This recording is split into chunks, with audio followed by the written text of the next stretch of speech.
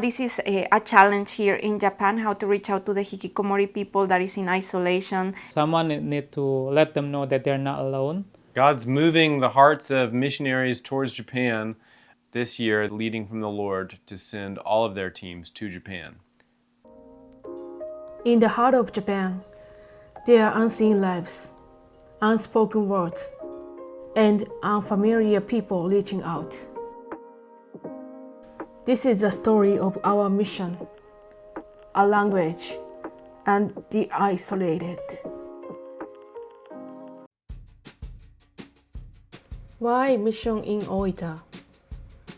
The answer became clear when I arrived. 500 years ago, Francis Xavier first shared Christianity in Japan, including Oita, guided by his Japanese interpreter, Angelo. And 100 years ago, Japanese Christian Kumahachi Aburaya, inspired by the Bible's command to show hospitality to strangers, turned Beppu Onsen into a famous hot spring city. And today, missionaries and Japanese believers continue this story. More than 10 years ago, before I became a believer, I thought missionaries only existed in the time of Francis Xavier. This time, I came to Oita as a team member, interpreter, and camera person for this mission trip. In these modern days, what do missionaries carry in their hearts? God's moving the hearts of missionaries towards Japan through YWAM. Crossroads Discipleship Training School normally sends 5 teams all over the planet, and that's about 50 to 70 people. This year, they had a unanimous leading from the Lord to send all of their teams to Japan. Simultaneously, Korean Crossroads also had the same leading. They sent all of their teams to Japan. Simultaneously, YWAM Niagara Falls in New York also had the same leading and sent all of their teams to Japan.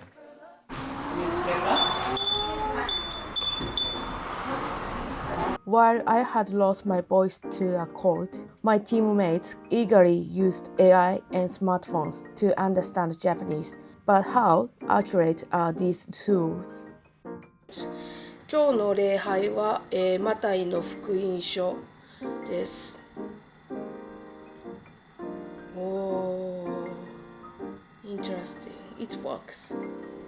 Smartphones help, but they cannot capture everything. That's why these missionaries started a Japanese language school to truly reach their heart. And finally, this day is arriving. I haven't had enough sleep last night, but I feel like energized today. I feel like it's really God.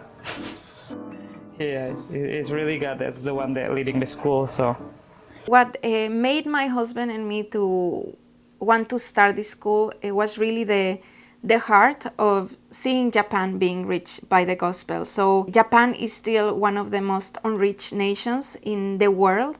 It's still under 1% of Christians.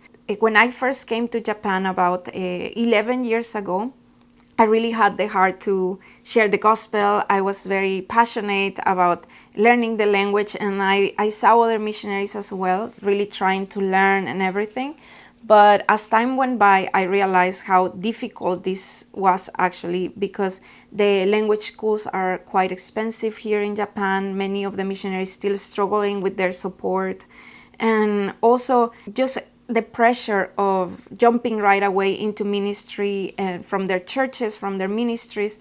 And it eventually becomes really such a challenge that they are not able to really learn the language even after 5-10 years, and they are not able to pray, or they cannot share their testimony or share the gospel with people. So as I was in prayer, I really felt from God that this was a huge need, and that just focusing on that time for them to be able to learn those basic concepts of prayer, of sharing the gospel, it can be really impactful for their life, their missionary life here in Japan.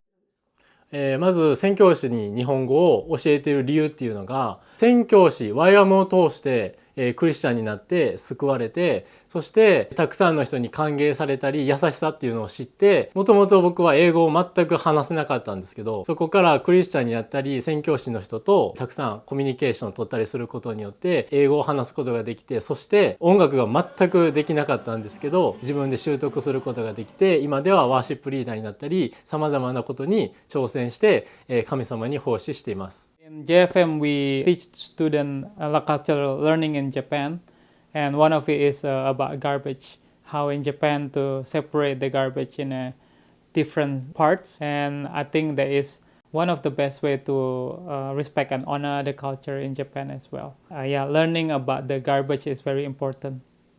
We don't want the student just learn the language without any practice, so we implement this within the schedule. An activity which is also introducing tradition and also culture in Japan, which we invite local Japanese people to teach the student something like origami or making otedama, and everything, all the direction is all in Japanese. So it challenges the student and also ourselves to understand what is the direction, to understand the teachers, also at the same time to use the language that we learn to ask questions and to understand more about what is this culture and what is this the tradition that we are learning. I think what I was able to receive, an important takeaway, is learning about the 15-second testimony. And just a couple weeks ago, I had the opportunity to use that in my tool bag. I was taking a trip to Kobe on a ferry and met a Japanese woman in the restroom, and we struck up a conversation, and she invited me later to join her for tea back in Oita. And when we do that, we're in her home and we get on the topic of my faith story, and I was able to share brief testimony in Japanese, what my life was like before meeting Jesus and since meeting Jesus, how he has completely changed my life. And I was really happy that I had that available to me. Who needs the gospel in Japan? One group is the hikikomori, people who are isolated for a long time. I have been praying for them. This time I met someone who shares that same heart.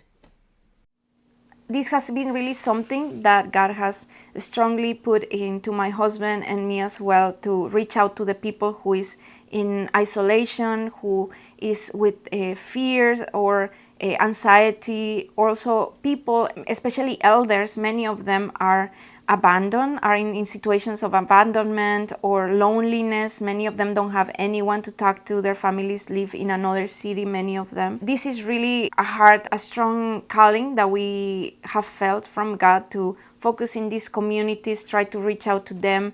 Many of the, especially the elders, wherever we go, they talk to us. Because we have children, they always come to us and like, konnichiwa, they try to start small talk. But many of them, like the hikikomori, you cannot easily find them. They are hidden. We have been praying, we have been asking God, in what way can we reach out to them? Because many of them are really unreachable. Their families also don't want to bring this to the light, right? Because it can bring shame to their families. This is a challenge here in Japan, how to reach out to the hikikomori people that is in isolation. There are ministries who are trying to reach out through chats or like different ways, right? So this is really something that we are also asking God, how can we be a light to so many people there, since there are more than 1 million people in these kind of situations.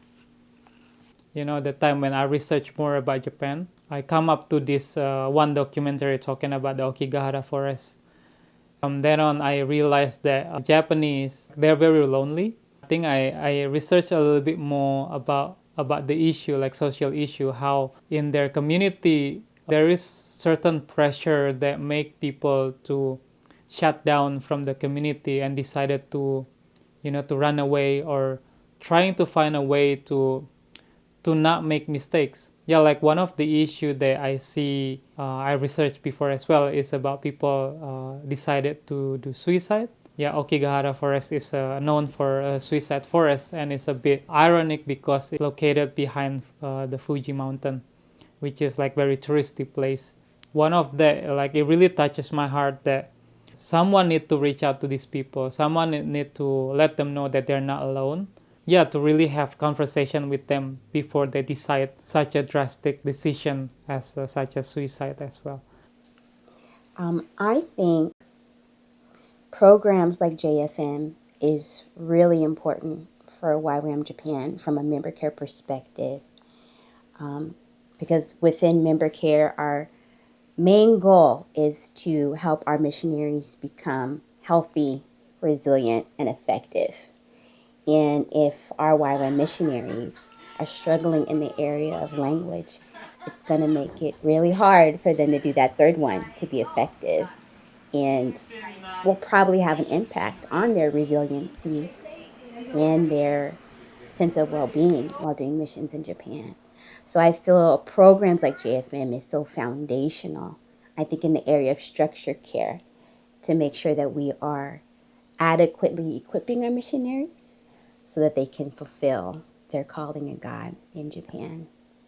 Yeah, like right now, I think the challenge is really manpower, because the school is only me and my wife running the school, and then the teacher. But one of the teacher is another city in Japan, so she's online. But also we don't want to put the teacher to do anything else than teach. So that is quite challenging. But in the future, we really want to invite more people that have like some specialties in different field. For example, like for finances, and also like as we're talking about mental health or loneliness, obviously we need people that understand how to do therapy, how to understand, psychology and everything. And another people that with different skill set as well. And as much as it is, we need more artists, like creative people as well. More of that, we really want to invite people that have the heart for Japan. We really want to find that connection that we can reach out to the local authority, the city office or even the local government where we are right now. And I think by having all of those connection, it will then shape this vision into like more visual, more solid ministry. So we are looking forward for that. Last but not least, obviously we need a lot of prayers. We need a lot of people that can support us in many ways. We just here, being obedient to what God told us to do. In the long term, we also hope to see some of those students also carrying that same passion, or some Japanese, that the teachers as well, be able to go to other locations, other places where they can run courses like this. So really that the heart could be shared with others. Yeah, we really believe that having this course, this specific time for the missionaries to focus in the language, the culture, will be really impactful for their lives as missionaries here in Japan. Learning Japanese and understanding the culture is more than a skill. It is a way to bring the gospel to lonely hearts. Even without meeting them in person, I believe God can reach the hikikomori through videos. I think the camera is probably both a tool and a God-given calling. Even now, God is breathing a new wind over Japan. Recently, Japanese Christians have begun to express their faith boldly in new ways, through concerts, on social media, and in everyday life. Clearly, a new movement is beginning. God's story continues, and now it's our turn to carry it forward, to share the meaning and purpose of life, to see loneliness transformed into love, through prayer, through working together, through the quiet strength of God's love. This is not just history, it's an invitation. Step into the story and be part of what God is doing in Japan.